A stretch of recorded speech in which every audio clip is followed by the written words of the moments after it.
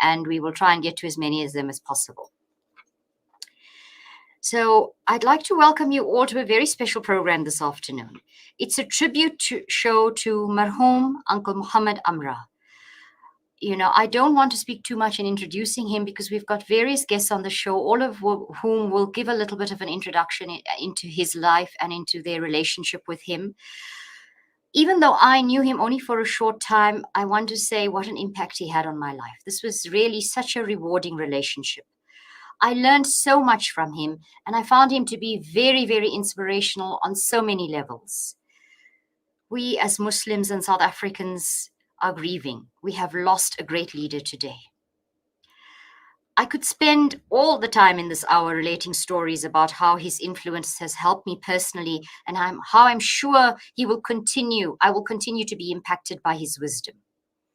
Just for me to say, though, that I will always remember his warm smile and his charming yet humble personality above all.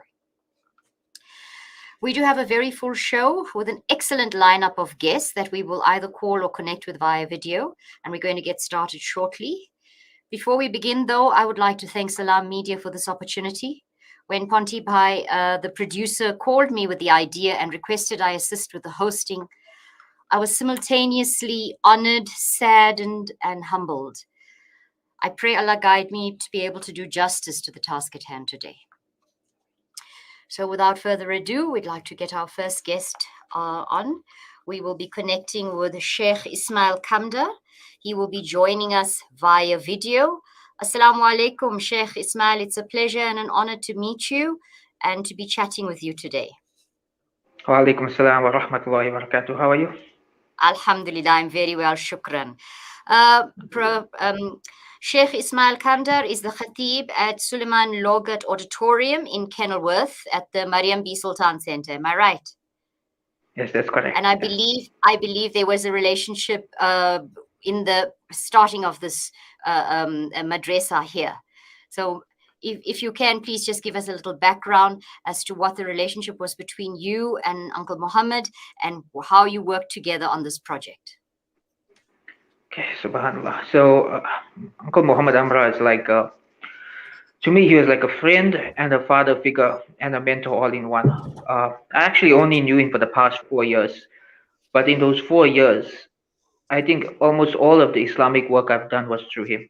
He organized my halakas, he organized my Jummah khutbahs, he printed my books and published them. He was a man who would just get things done. I mean, a lot of times we all have good ideas, but Uncle Muhammad was someone who, when he had an idea, he would put it into action immediately. Just to give you one story related to what you asked about, last year when the lockdown first started, we went through those few months where we didn't have Jummah.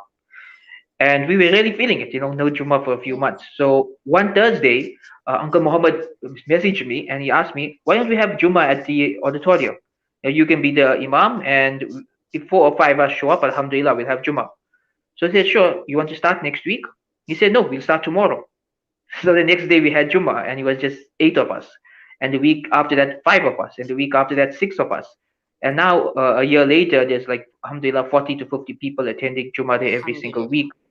Alhamdulillah, all the reward will go to him, inshallah. That was his idea. And, immediately, within a day, it was set up. It was the same thing for my books. Earlier this year, I published a PDF ebook. And within 24 hours, he had a print version ready. Because he told me South Africans prefer print books. Within 24 hours, he came and gave it to me in my hand. I mean, alhamdulillah, that was Uncle Mohammed. I mean, my engagements and interactions with him as well. He was very, very hands-on, and his ideas, you'd be sitting and talking to him and his ideas would just flow. And like you say, he was always a man of action. He wanted to take charge and get onto those ideas immediately, And the nice thing about him is he always involved other people. In his way, he was always empowering other people, leading by example. There's so much that I can say about Uncle Mohammed, and I want to stop myself because I want to focus on your relationship with him. I just want to read a little bit here of the tribute that you said to him. You say, Mohamed Amra was one of the kindest souls I ever met. His entire life was dedicated to serving the Ummah and uplifting the community. His biggest passion was reviving the culture of reading Islamic books in South Africa.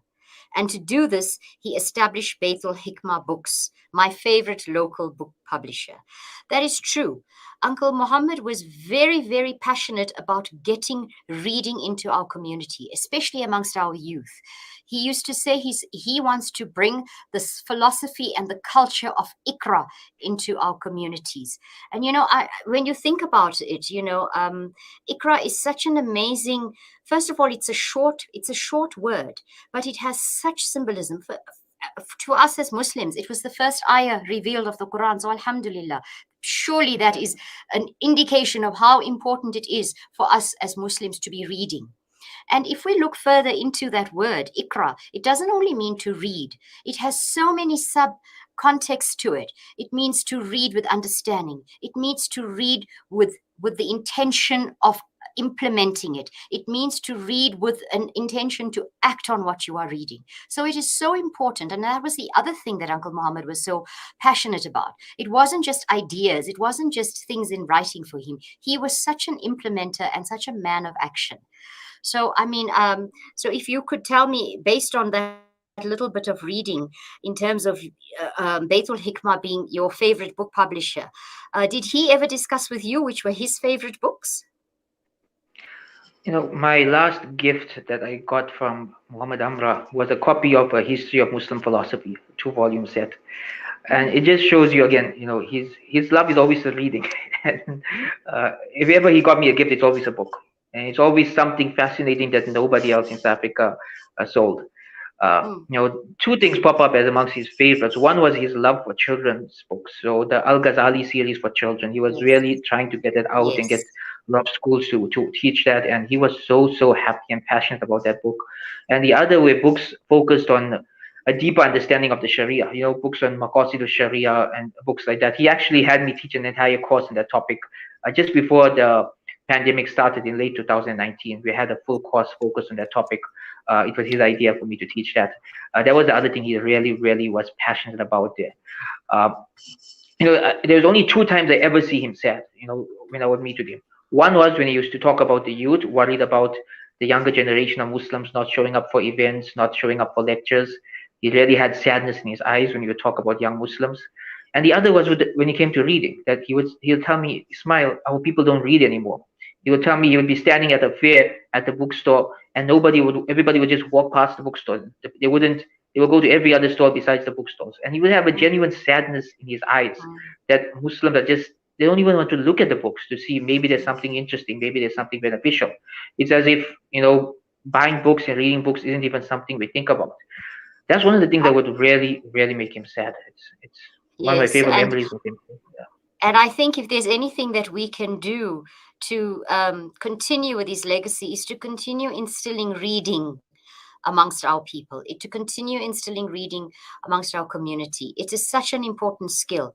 Our prophet also said, we must seek knowledge from the cradle to the grave.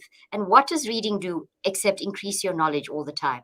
I mean, nobody can tell me they haven't learned almost everything that we know. We learn it from engaging with people and interacting with people, Yeah. and everything else is from reading it. So inshallah, we make dua, Sheikh, that our people do start learning to read, do start Amen. Amen. and I think also what is important is, as parents, we need to inculcate this culture with our young people. So it's so important that we read to our children, we read with our children, that our children see us reading and then sharing things about it. I'm talking to my kids all the time. I say, look, I read this today and this is what's interesting. And that's how you engage with your family, and you get them to also understand and appreciate the value of reading. It's true. That's so true. A few years ago, I became a full-time author, and a lot of people are telling me, why are you going into writing books? People don't read books anymore.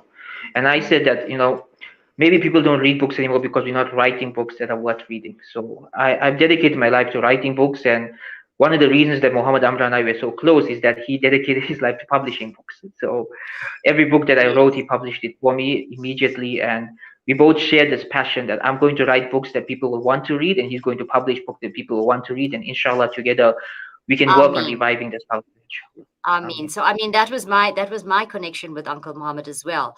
We got together to publish. I was co-editing an anthology called "Lockdown Behind the Mask," and he became our yes. publisher. So it was a wonderful, wonderful relationship. He also did help to promote my books. As you know, I'm an author, so I write Mm-hmm. fiction. And Mashallah. yes, I have had some great feedback and input on my books from the people who have read them. Unfortunately, the truth Yeah, is not many people have read those books, and that, I'd like to think that my books are important to be read because they discuss topics that are pertinent. They discuss topics that are affecting our society at this time. And if you can get a little bit of entertainment from it as well, alhamdulillah. But I'd alhamdulillah. like to thank you so much, Jazakallah khair, Sheikh Ismail, for your time, for your insights. Um, we ask that you continue reading and writing and fulfilling the legacy. It's up to us now to carry the torch and be the flag True. bearers for and to make sure that Uncle Muhammad's legacy continues. Jazakallah khair for your time, and we thank you for your insights. Assalamu alaikum. Jazakallah khair for having us. Assalamu alaikum. Jazakallah. That was Sheikh Ismail Kamdar. He's the Khatib at the Suleiman Logat Auditorium. So now we're going to go on to another